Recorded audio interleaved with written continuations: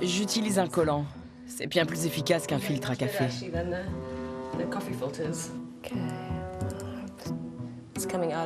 Et ce qui sort, c'est du polymère, une sorte de plastique. J'en fais des feuilles que je fais sécher. C'est pas encore un produit fini et c'est loin d'être parfait. Mais si je fais tout ça, c'est pour montrer aux gens que la science est aussi accessible que la cuisine. Internet est une mine d'informations. Non seulement il nous permet de communiquer entre nous, mais on y trouve aussi toutes les informations nécessaires pour fabriquer ce qu'on veut. Grâce à lui, on peut bricoler à peu près n'importe quoi. Vraiment n'importe quoi. Internet modifie notre rapport à la connaissance. En nous connectant au réseau, nous accédons à des informations de plus en plus diverses. Nous partageons nos centres d'intérêt avec d'autres internautes, qu'ils soient dans l'immeuble d'à côté ou à l'autre bout de la planète. Cette mondialisation du savoir permet à des amateurs de travailler ensemble sur des projets indépendants. Ils se font appeler hackers, même si leurs compétences n'ont parfois rien à voir avec les ordinateurs. Je dirais qu'un hacker, c'est quelqu'un qui utilise un système existant, mais d'une manière nouvelle. Je crois qu'un hacker, c'est quelqu'un qui n'aime pas qu'on lui dise comment un objet ou un système doit fonctionner et qui préfère le fabriquer lui-même. En fait, on a un but commun, c'est de ne jamais suivre les modes d'emploi.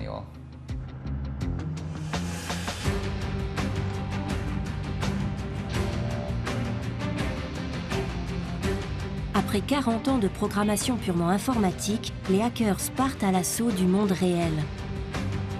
Ils imaginent et matérialisent des objets grâce à l'impression 3D. Communiquent avec eux à l'aide de nouvelles puces électroniques. Et créent des formes de vie nouvelles avec la génétique synthétique. Ils sont amateurs, pourtant ils investissent des domaines jusque-là réservés aux scientifiques. Grâce à eux, les découvertes de demain se feront peut-être hors du cadre des institutions traditionnelles, dans des espaces ouverts à tous, nommés hackerspace ou laboratoires citoyens. Qui sont ces bricoleurs connectés nommés makers, biohackers, neurohackers? Quelle est leur philosophie commune? Et pourquoi révolutionnent-ils la recherche scientifique? Leur indépendance est-elle un risque ou une formidable opportunité de faire progresser l'humanité?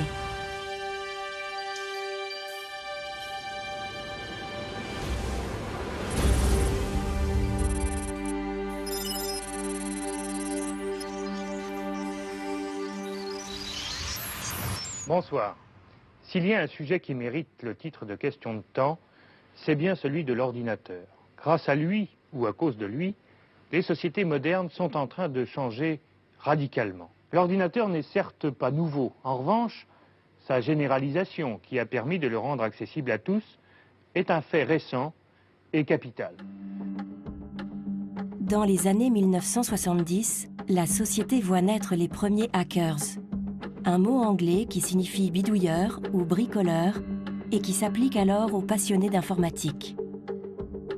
Les étudiants et chercheurs des grandes universités américaines rédigent, corrigent, réassemblent des lignes de code et donnent naissance au premier programme pour ordinateur. Eric Raymond est un de ces premiers hackers américains. Il a participé à la grande aventure informatique depuis son domicile de Pennsylvanie.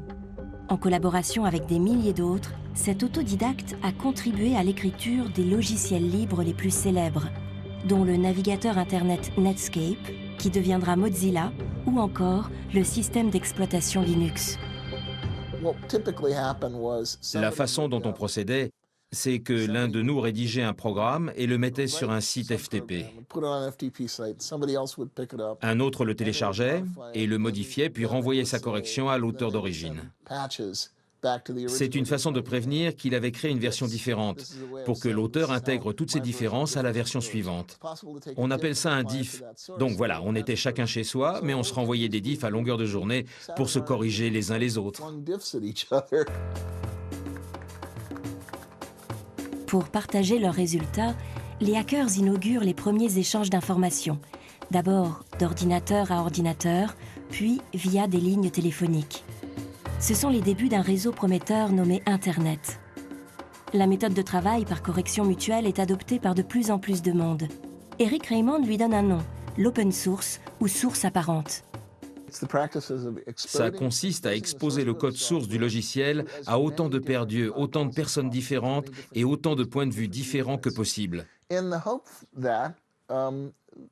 dans l'espoir de débusquer chacun des problèmes, un à un, même si ce n'est probablement pas la même personne qui les trouve. Ce travail d'identification des problèmes est souvent fait par des amateurs qui abordent le logiciel sous des angles auxquels l'auteur n'avait pas pensé. Ils ont peut-être une manière nouvelle de l'utiliser, ce qui leur permettra d'identifier des problèmes auxquels l'auteur n'aurait jamais été confronté.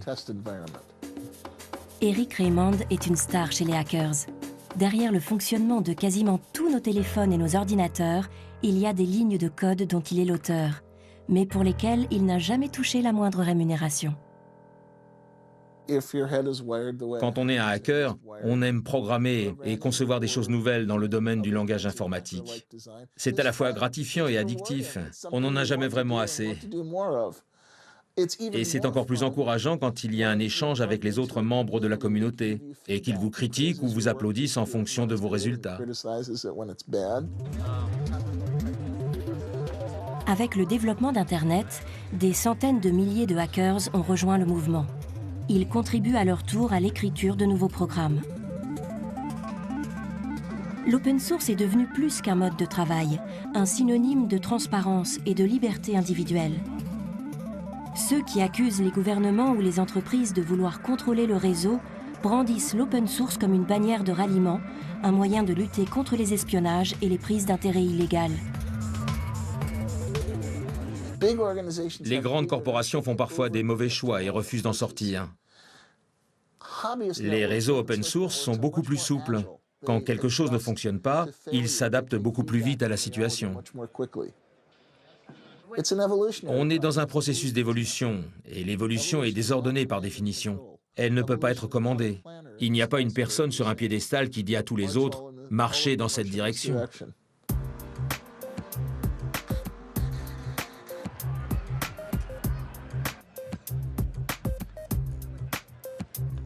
Chaque année, la Maker Faire de New York est le rassemblement d'une nouvelle génération d'inventeurs. Des bricoleurs à l'imagination débordante qui ont pour point commun de travailler non plus seuls dans leur garage, mais connectés les uns aux autres. Ce sont les Makers.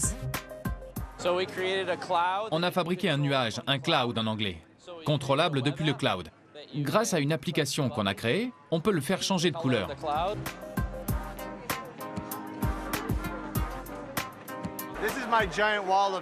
Ça, c'est mon mur géant de LED. Toute la partie en haut à gauche de mon écran est envoyée automatiquement sur le mur. Pour l'instant, j'utilise une caméra, mais je pourrais tout aussi bien regarder un film, par exemple. C'est une créature capable de toucher une sorte de sculpture qui réagit au contact des gens et les touche en retour. Un maker, c'est quelqu'un qui crée, qui construit ou parfois déconstruit des choses. Un maker fonctionne par projet. Non seulement il crée, mais il partage ensuite son projet, que ce soit ici à la Maker Faire ou sur Internet. Mais surtout, vous êtes un maker si vous vous voyez comme un producteur et non pas comme un consommateur. Et c'est le principe même de ce rassemblement. Chez les Makers, une technologie s'est imposée en à peine 10 ans comme particulièrement incontournable.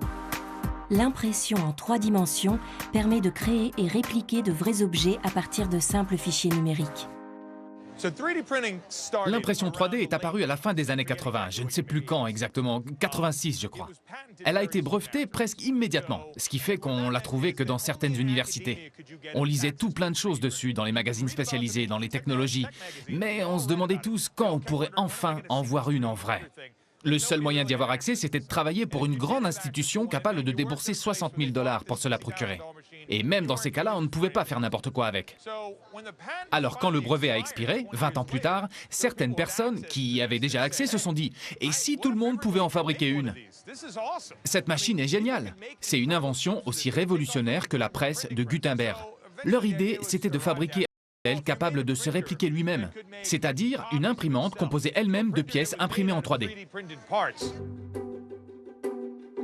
La première imprimante 3D grand public naît en février 2008 à l'université de Bath au Royaume-Uni. Son fondateur, Adrian Boyer, la prénomme Darwin et l'utilise pour imprimer les pièces du modèle suivant. C'est le début d'une longue lignée d'imprimantes open source capables de se répliquer elles-mêmes. Ce sont les RepRap.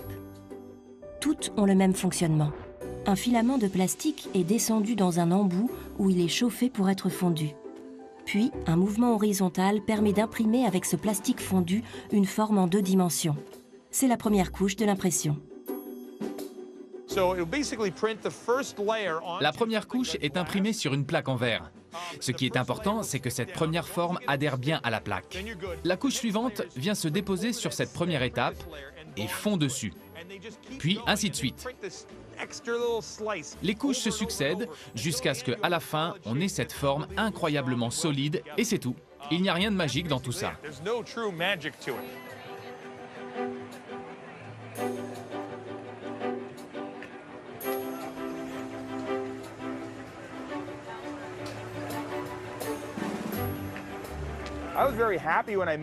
J'étais très content quand j'ai assemblé tout ça. C'était magnifique, mais coûteux. Alors que les versions suivantes, comme celle-ci, c'est exactement la même chose. Sauf qu'au lieu d'avoir 15 ou 20 écrous et boulons, on a un seul morceau de plastique. Ce morceau de plastique remplace l'ensemble de la pièce. Ce n'est qu'un exemple des améliorations constantes qui sont apportées à la RepRap. Les pièces sont améliorées par des personnes qui mettent ensuite les nouvelles versions en ligne à la disposition de tous. C'est pour ça que c'est de mieux en mieux avec le temps. Un coup d'œil à la Maker Faire laisse entrevoir les infinies possibilités de l'impression 3D. Plus de précision, plus de robustesse, et la liste des objets imprimables ne cesse de s'allonger. La production additive, l'autre nom de l'impression 3D, pourrait prochainement révolutionner des pans entiers de la société. En remplaçant le plastique par des produits comestibles, nous mangerons demain des pizzas imprimées, mais aussi des biscuits en farine d'insectes ou de la viande synthétique. Dans l'immobilier, c'est le béton qui peut être imprimé couche par couche pour bâtir des maisons en quelques jours. L'agence spatiale américaine y voit une solution pour construire sans avoir à transporter des matériaux. L'impression 3D est bien pratique dans l'espace. Et pourquoi pas pour imprimer un jour des villages sur la Lune ou sur Mars.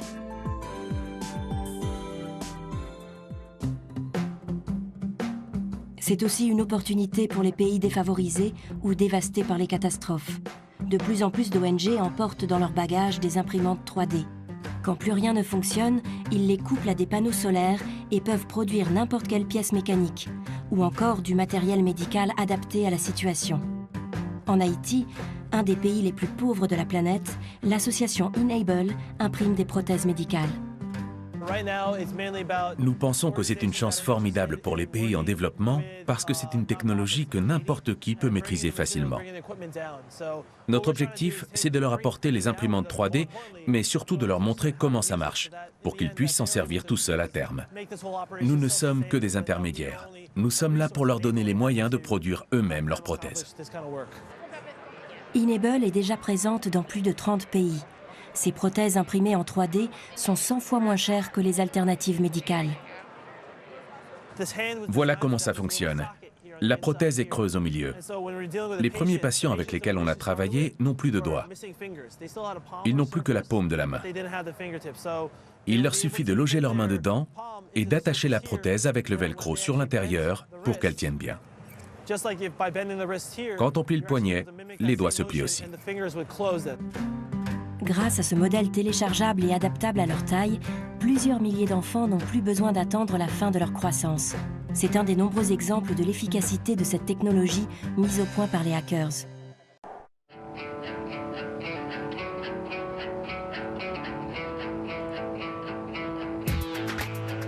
Si des inventions comme l'impression 3D ont pu voir le jour, c'est grâce à l'existence des hackerspaces.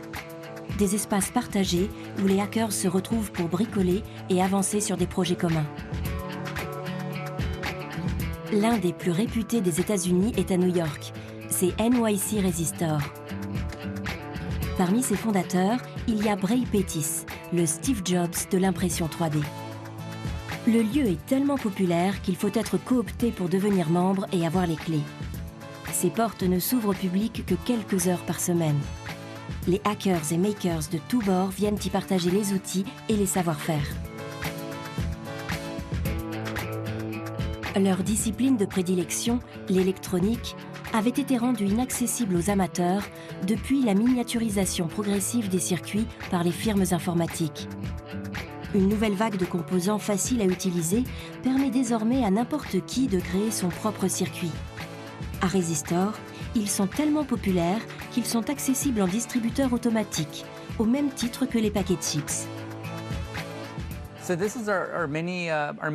Ici, c'est notre mini Shenzhen, notre caverne d'Alibaba. On entasse tous des tas de trucs, du coup, au lieu de travailler sur un projet, de vous rendre compte qu'il vous manque un certain composant, puis de devoir attendre qu'il soit envoyé depuis l'autre bout de la planète, vous pouvez vous servir dans cet assortiment de puces de toutes les tailles, qui sont prêtes à l'emploi.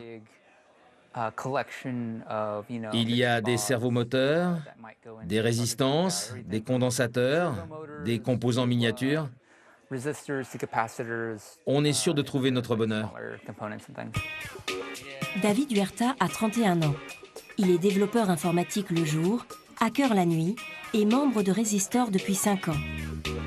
Il passe la majorité de ses soirées ici, sur des projets à mi-chemin entre programmation et électronique. Les composants qu'il utilise ne nécessitent aucune formation préalable. Ce sont des microcontrôleurs, des circuits intégrés programmables. Il suffit de les connecter à un ordinateur. Cette diode est reliée à la branche numéro 13 et on a enregistré le numéro 13 en tant que sortie. C'est-à-dire, si on y branchait un capteur, la branche 13 enverrait des données au microcontrôleur. Mais là, c'est l'inverse. C'est le microcontrôleur qui lui envoie du courant pour faire exactement ce qui est écrit ici en boucle. Allumer la lampe 1 seconde, éteindre 1 seconde et ainsi de suite. En changeant quelques lignes de code, David peut modifier la vitesse de clignotement. Je vais la changer à 2 secondes.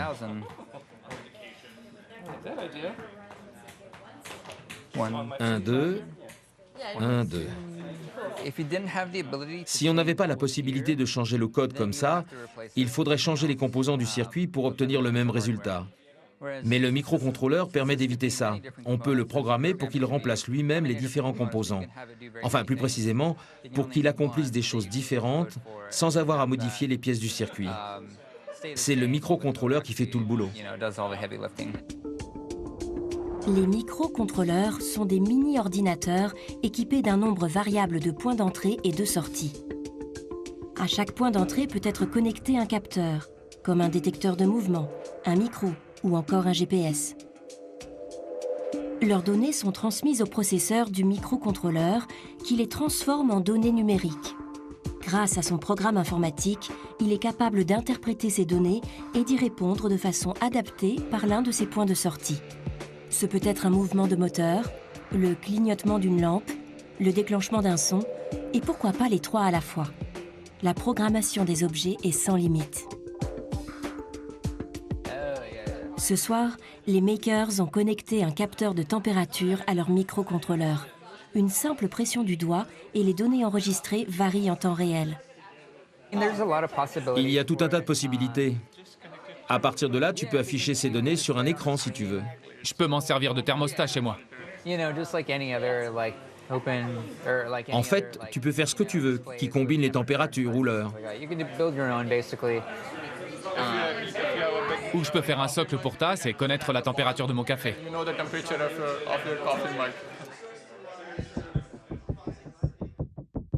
En branchant différents capteurs à leur microcontrôleur, les hackers peuvent mesurer tout type de données, et pourquoi pas celles du corps humain. Cette start-up de Brooklyn fabrique des outils de mesure des ondes cérébrales. Un équipement autrefois réservé aux établissements spécialisés en neurophysique à cause de son prix élevé.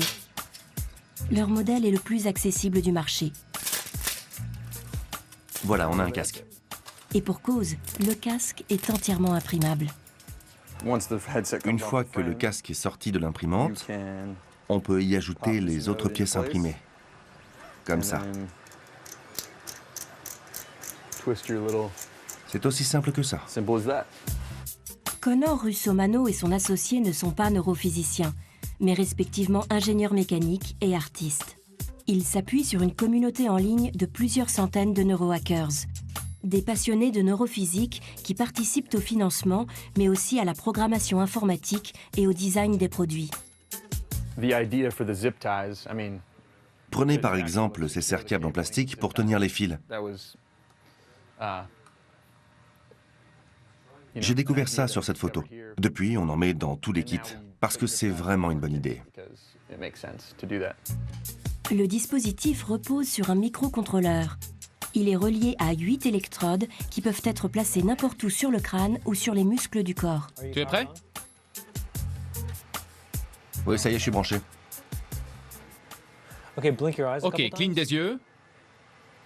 Là, on voit le courant créé par le clignement des yeux. Et maintenant, serre les dents. Voilà, ça c'est le signal musculaire. On est capable de mesurer les signaux électriques du cerveau, des muscles et du cœur. C'est-à-dire les vagues d'électricité qui se déplacent le long de notre corps. On peut capter le signal à différents endroits, mesurer l'intensité sur un temps donné et obtenir les fréquences correspondantes.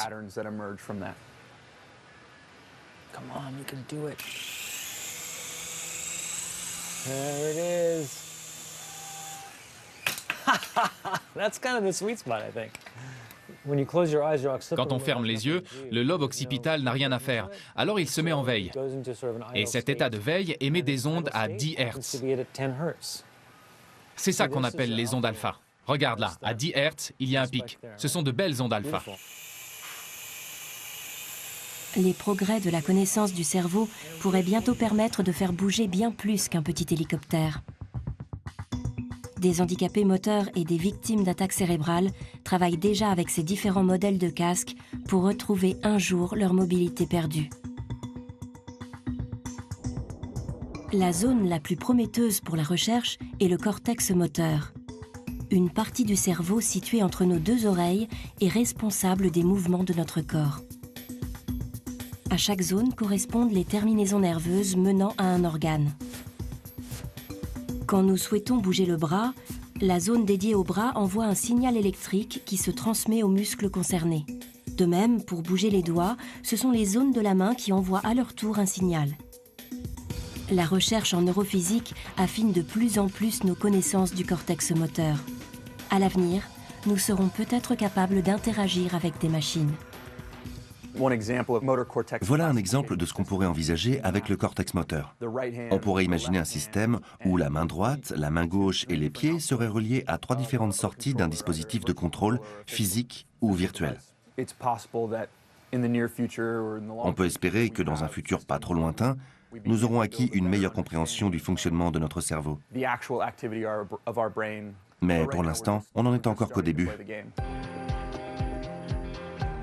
Seuls quelques neurophysiciens parviennent déjà à se déplacer par la pensée dans des jeux vidéo grâce à des capteurs ultra précis. Je vais contrôler ce petit robot avec mes ondes cérébrales. Oula, il est prêt apparemment. Sur les sites de partage de vidéos, les neurohackers postent leurs propres innovations, comme le contrôle par fréquence visuelle, la classification des signaux musculaires et même le piratage du bras de son voisin. Maintenant, plaçons les électrodes sur le bras de Gabriella. Des initiatives ludiques qui témoignent de l'incroyable créativité des hackers. Grâce à la mise en commun de leurs connaissances et de leurs compétences en programmation, ils seront peut-être les premiers à proposer une véritable interface entre humains et machines.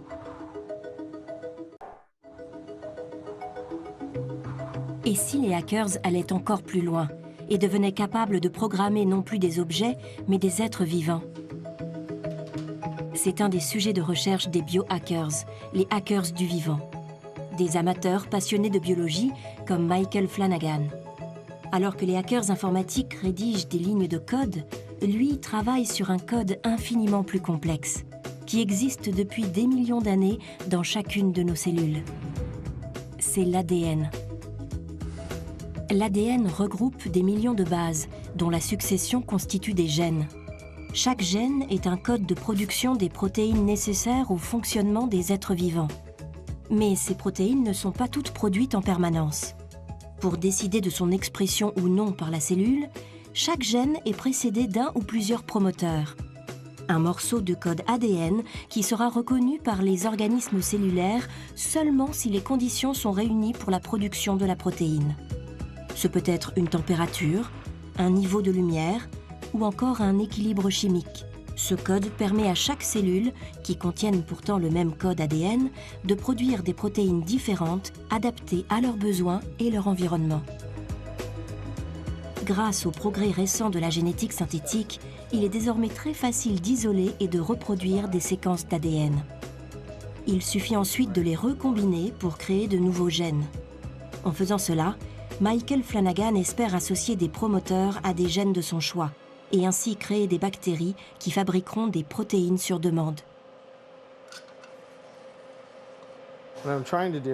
J'ai un premier morceau d'ADN que j'appelle U et j'aimerais qu'il décide de l'expression d'un deuxième morceau d'ADN que j'appelle D.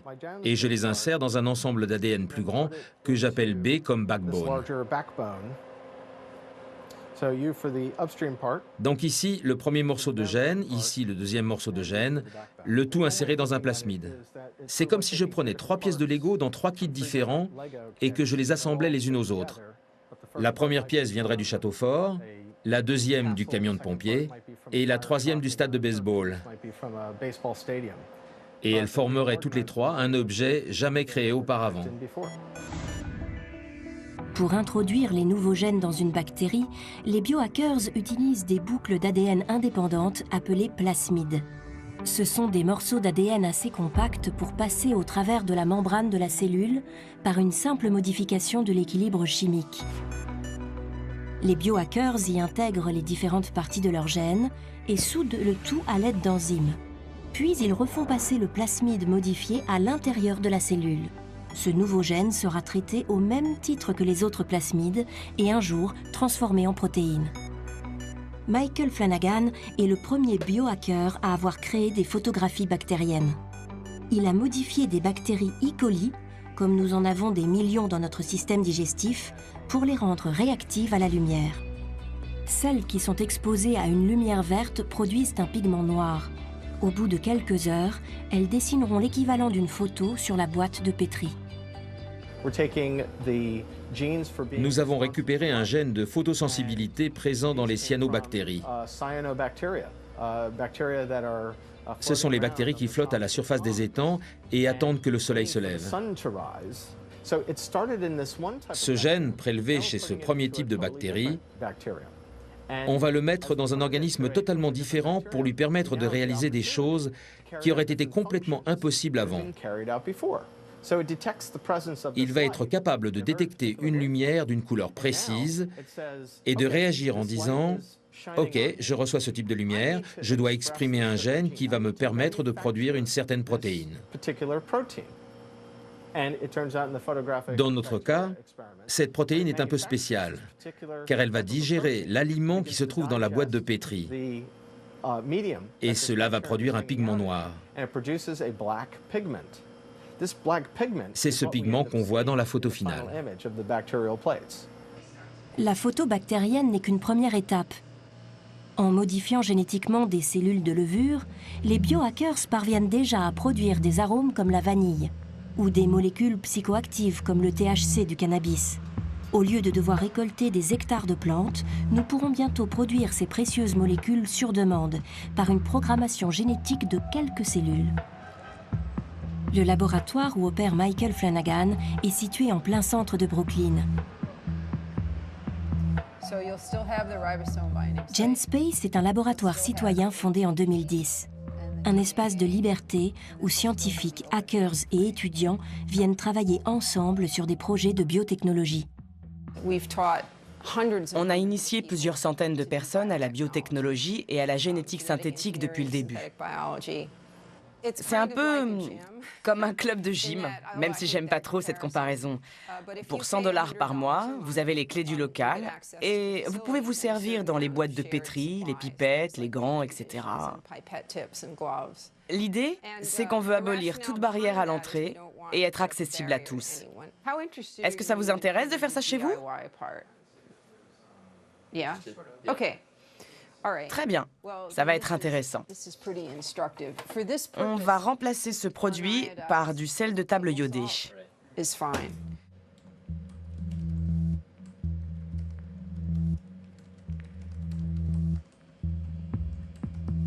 Michael Flanagan n'a aucune formation en génétique.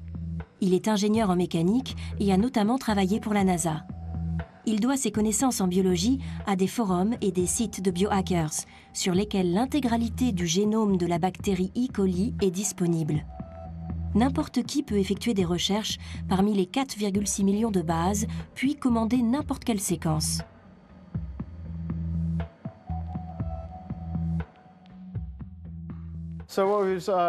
J'ai reçu par la poste les amorces d'ADN pour les gènes sur lesquels je compte travailler. Les brins d'ADN sont imprimés à la demande par une entreprise spécialisée. Il faut compter environ 1 $ par lettre et seulement quelques heures de délai. C'est de la poudre déshydratée qui contient un seul brin d'ADN. C'est juste une molécule avec une structure bien particulière. Mais pris comme ça, c'est totalement inoffensif. C'est un peu comme un morceau de code informatique tapé sur une feuille de papier. Comme ça, pris tout seul, ça ne sert absolument à rien. Peut-on laisser des amateurs jouer impunément avec les clés du vivant? Depuis 2006, les impressions de séquences ADN sont filtrées par les autorités pour éviter la résurgence de virus dangereux. Mais l'accès par des hackers à des technologies jusque-là réservées aux scientifiques professionnels continue d'effrayer l'opinion publique. Attaques de zombies, épidémies agencées par l'homme et même promesses de vie éternelle. Des scénarios autrefois réservés aux romans de science-fiction paraissent aujourd'hui presque plausibles. En novembre 2015, une biohacker américaine agite les forums spécialisés. Elle affirme s'être fait injecter un virus génétiquement modifié à l'étranger. Elle contredit tous les avis d'experts pour qui une telle opération est impossible. Le pire des terroristes, c'est la nature. Elle tente des choses différentes en permanence. Et pourtant, parmi les millions de microbes sur Terre, il n'y en a qu'une petite poignée qui ont réussi à devenir vraiment très dangereux comme Ebola. Alors, s'imaginer que quelqu'un venu de nulle part pourrait créer un nouvel organisme et en faire une arme dangereuse, c'est tout de même très irréaliste. Il faudrait déjà savoir où et comment le transmettre. Les chances sont quand même très infimes quand on sait le peu de succès que la nature elle-même a eu. Il faut bien plus de connaissances et de moyens qu'un simple cours à GenSpace. Et puis, vous risqueriez d'être vous-même affecté par ce que vous essayez de créer. À moins, bien sûr, d'avoir accès à l'équipement adéquat, ce que même nous n'avons pas. Car nous ne répondons qu'aux normes de sécurité BL1. Pour être BL2, il nous faudrait un compartiment de manipulation avec une aération spécifique qui empêche toute contamination. Sur Internet, on appelle Black Hats les hackers malveillants, souvent solitaires. Dans le monde réel, le mouvement des makers voit apparaître à son tour ses propres Black Hats.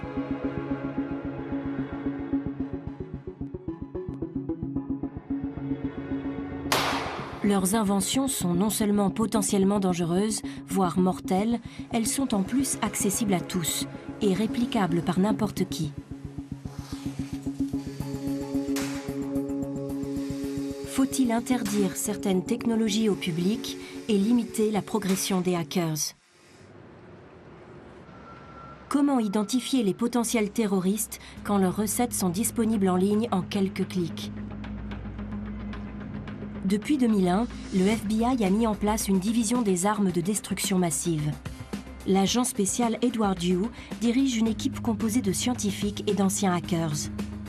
Ils travaillent dans le plus grand secret pour prévenir les risques d'attaques malveillantes dues à des Black Hats.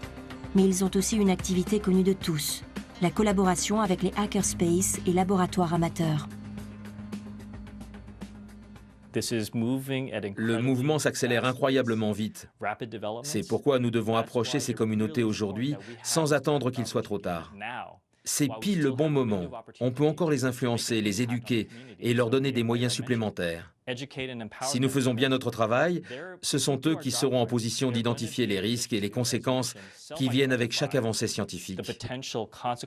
Et le cas échéant, ils auront les moyens d'agir en amont de ces risques potentiels avant qu'ils ne deviennent une menace. Si un jour une nouvelle épidémie ravage le monde, il ne faudrait pas nous handicaper nous-mêmes, car je suis prêt à parier que c'est un collectif de biohackers qui inventera le prochain vaccin. Il ne faut pas les sous-estimer. Le tout, c'est de maintenir un dialogue avec la communauté scientifique et les autorités. Il ne faut pas que le rapport de force soit déséquilibré. Rien n'empêche certains hackers de se mettre eux-mêmes en danger s'ils ne menacent pas l'ensemble de la société. Amal Gravstra est un body hacker, un hacker du corps humain. En 2005, il a fait le choix d'être son propre cobaye. Il s'est implanté lui-même une puce électronique sous la peau.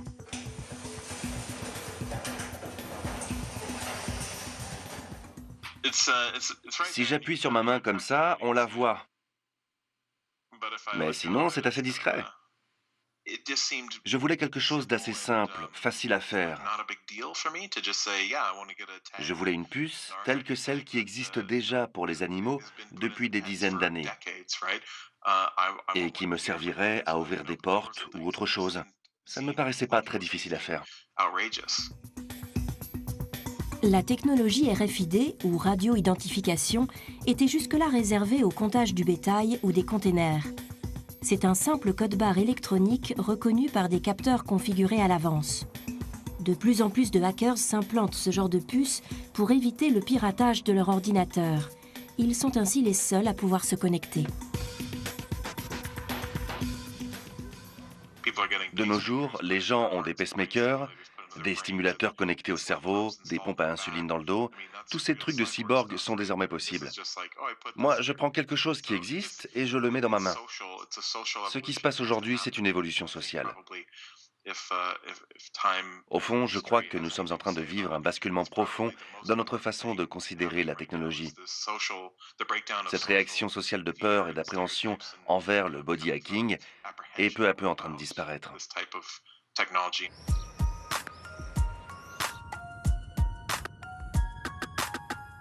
Dans la ville industrielle de Pittsburgh, en Pennsylvanie, le collectif Grindhouse Sweatwear regroupe les body hackers les plus extrêmes. Il s'identifie au mouvement transhumaniste selon lequel l'espèce humaine serait aujourd'hui capable de diriger sa propre évolution. Une dizaine de hackers planchent pendant leur temps libre dans un laboratoire interdit aux caméras. Seuls 2 d'entre eux acceptent de nous recevoir chez eux. Cet implant s'appelle l'étoile du Nord, et voilà à quoi il ressemble sans sa capsule. C'est un circuit électronique. On l'utilise pour faire des tests, pour prouver qu'on peut encapsuler un circuit électronique avec une batterie sous la peau des gens sans incident. L'implantation de circuits sous la peau ouvre de nouvelles perspectives aux body hackers. En y ajoutant des capteurs programmables, ils pourront bientôt recevoir des messages en morse ou commander des objets à distance. Ils seront alors des humains augmentés, avec plus de 5 sens à leur disposition. Plusieurs essais sont déjà concluants, comme la vision infrarouge, ou cet implant qui permet un monitoring des taux sanguins en continu. N'importe qui peut s'implanter un aimant sous la peau et se vanter de pouvoir soulever des trombones ou des capsules de bouteilles. Mais en réalité, ça va beaucoup plus loin que ça. Un implant permet de sentir les champs électromagnétiques et donc d'augmenter nos capacités humaines. Par exemple, à l'heure actuelle, nous ne percevons qu'une partie des ondes lumineuses. Nous ne pouvons voir ni les UV, ni les infrarouges, ni les rayons X ou gamma. Nous passons à côté d'un tas de choses. L'implant magnétique ressemble à un gadget, mais c'est en fait une première étape. Nous voulons faire prendre conscience aux gens de toutes ces choses qu'ils ne peuvent pas encore percevoir. L'humain augmenté n'est que la première étape du transhumanisme. Leur objectif ultime est autrement plus ambitieux et plus difficile à prendre au sérieux. C'est d'accéder un jour à l'immortalité. Nos données sont en libre accès sur certains forums et sur notre site internet pour que d'autres hackers puissent se servir de ces informations et les intégrer à leurs propres projets. C'est encore mieux si ça les incite à innover eux-mêmes. On adorerait voir la communauté des scientifiques amateurs et des hackers se servir de nos résultats pour construire quelque chose de nouveau auquel nous-mêmes on n'aurait peut-être jamais pensé.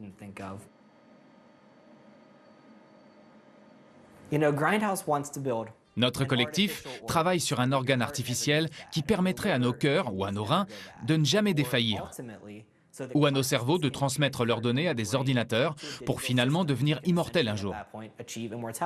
Ce sont des objectifs extrêmement ambitieux dont la portée serait gigantesque. Mais je me fiche que ce soit nous qui en soyons à l'origine ou pas.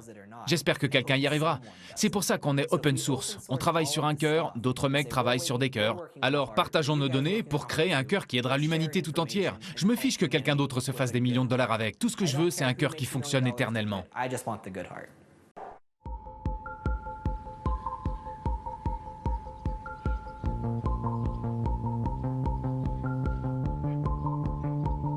Face à la détermination et aux avancées de plus en plus rapides des hackers, la communauté scientifique professionnelle doit évoluer. À Boston, le MIT est l'institution scientifique par excellence. Il compte 27 départements et ses chercheurs ont déjà récolté 78 prix Nobel. En plein cœur du campus, une structure est dédiée à l'avenir de la recherche. Le MIT Media Lab accueille chaque année une centaine d'étudiants-chercheurs triés sur le volet.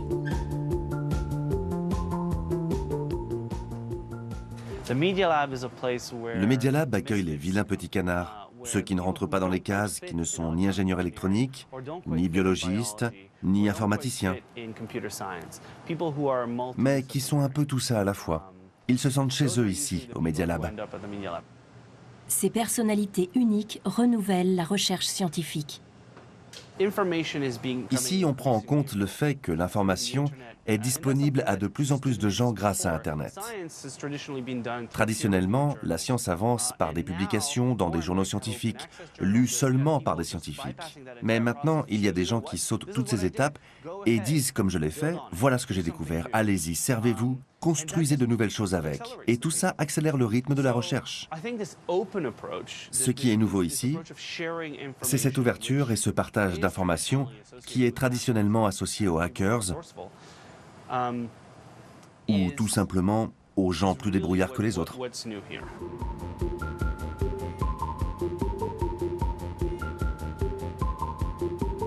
Regarde-moi ça, c'est notre record.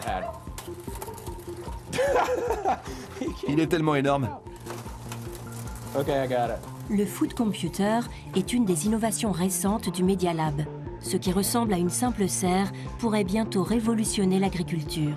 Elle permet d'optimiser la pousse des plantes et donc de tirer toutes les capacités de chaque graine sans aucun ajout d'engrais. Chaque végétal est connecté à Internet par le biais de microcontrôleurs équipés de capteurs. Chaque plante crée une entrée informatique qui récapitule son niveau de CO2, son niveau de lumière, etc. et qui encapsule le tout dans ce qu'on appelle une recette digitale. Il y a des tas de données derrière ce piment. Et c'est le genre de science qui ne devrait être fermée à personne. C'est la science de la vie. Voilà le premier coton aéroponique du monde. Regardez l'expression de ce coton. Regardez. Regardez.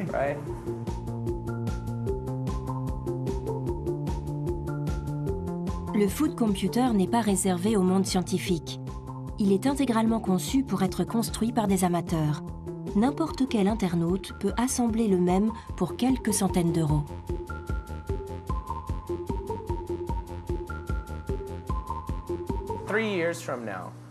D'ici 3 ans, il y aura beaucoup plus d'endroits comme celui-ci. On a déjà envoyé un modèle au Mexique. On a un partenariat d'échange de données et de matériel. Et ce n'est que la partie émergée de l'iceberg.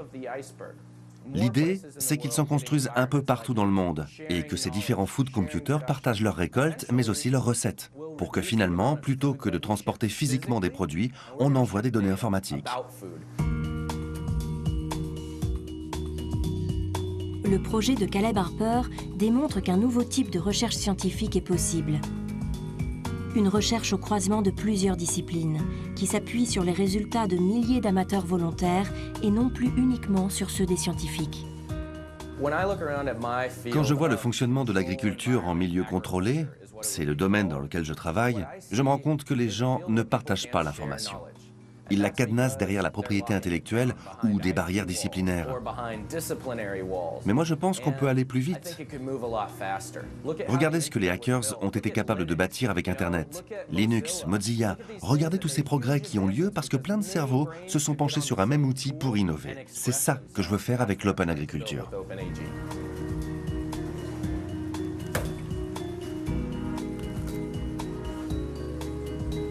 C'est bon. Des projets comme le Food Computer, le MIT Media Lab en voit naître plusieurs dizaines par an.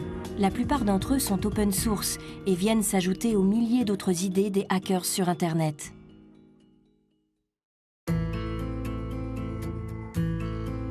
En prônant l'indépendance et la transparence, les hackers laissent espérer un monde meilleur, où l'innovation sera au service de la population. Une utopie que seuls les romans de science-fiction peuvent nous aider à imaginer. Ah, le voilà. Voilà un classique de la science-fiction, titré Sur l'onde de choc, qui date de 1975 et qui prédisait l'Internet contemporain de façon très détaillée.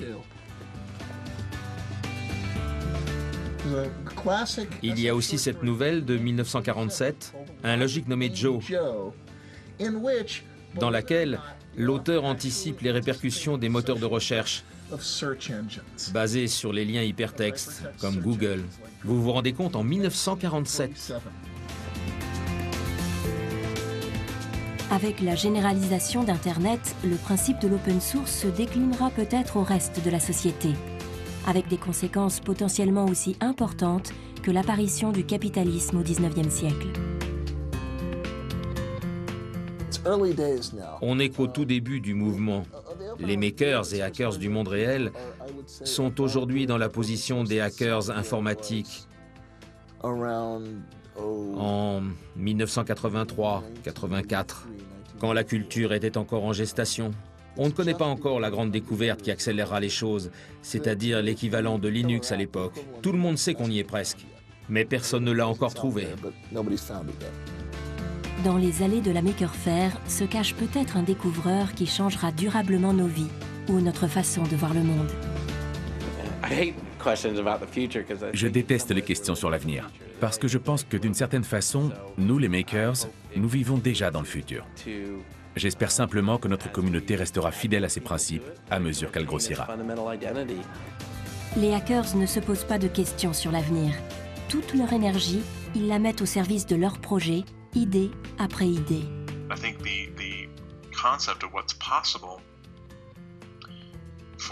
Il y a une énorme différence entre la perception du public et celle des hackers. Quand il y a une idée, tu peux être sûr que les premiers à l'explorer seront les hackers.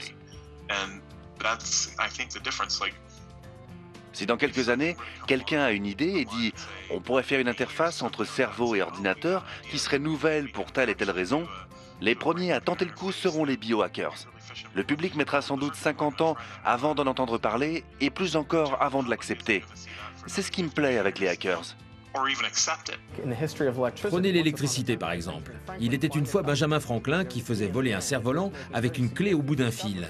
Ces découvertes allaient révolutionner notre monde, mais imaginez que quelqu'un soit venu le voir et lui ait dit « Tu trouves pas ça dangereux ce que tu fais ? L'électricité, les éclairs, c'est flippant. Tu joues avec le feu, tu te prends pour un apprenti sorcier. »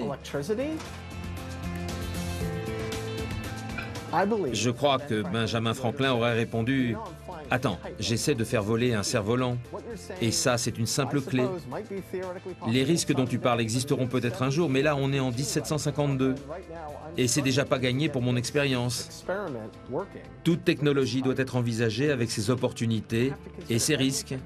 Je crois, au bout du compte, que nous voulons être du bon côté de l'histoire. La révolution initiée par les hackers ne fait que commencer.